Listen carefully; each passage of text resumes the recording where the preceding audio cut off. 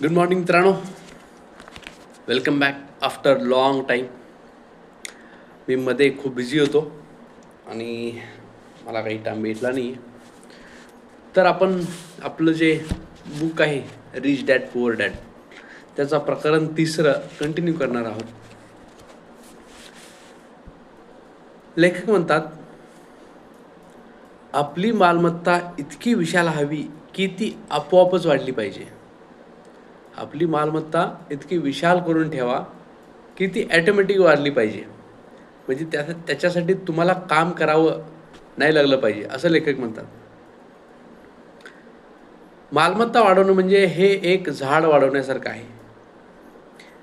अनेक वर्ष त्याला तुम्ही खत पाणी घालता आणि एके दिवशी एक वेळ अशी येते की ते झाड ॲटोमॅटिक वाढत जातं. तुम्हाला त्याला पाणी घालण्याची खत घालण्याची अजिबात गरज नाही. त्याप्रमाणेच तुमची मालमत्ता ही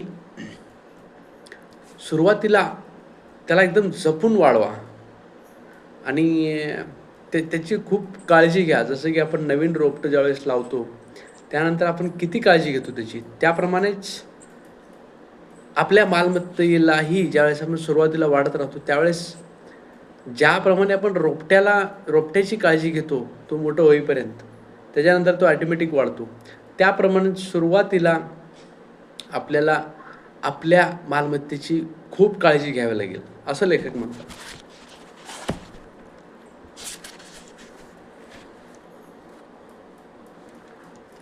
तुमच्याकडे आर्थिक साक्षरता नसेल, तुमच्याकडे जर आर्थिक साक्षरता नसेल तर तुमच्याकडे कितीही पैसा येऊ दे. आपण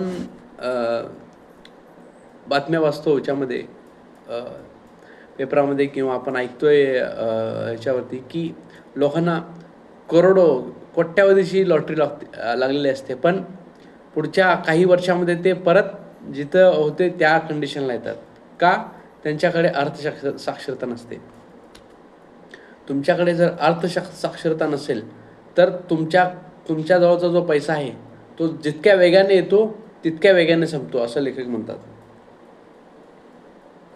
आपल्या आयुष्यात किती पैसा मिळाला यापेक्षा आपण तो किती साठवला आणि किती वाढवला याला जास्त महत्त्व आहे. म्हणजेच तुम्ही किती मिळवता याच्यापेक्षा तुम्ही किती साठवता याला खूप महत्त्वाची गोष्ट आहे. तर मित्रांनो, अशाप्रमाणे हा चॅप्टरचा पहिला भाग, 3ऱ्या चॅप्टरचा पहिला भाग वाचला आहे. भेटूया पुन्हा लवकरच. धन्यवाद.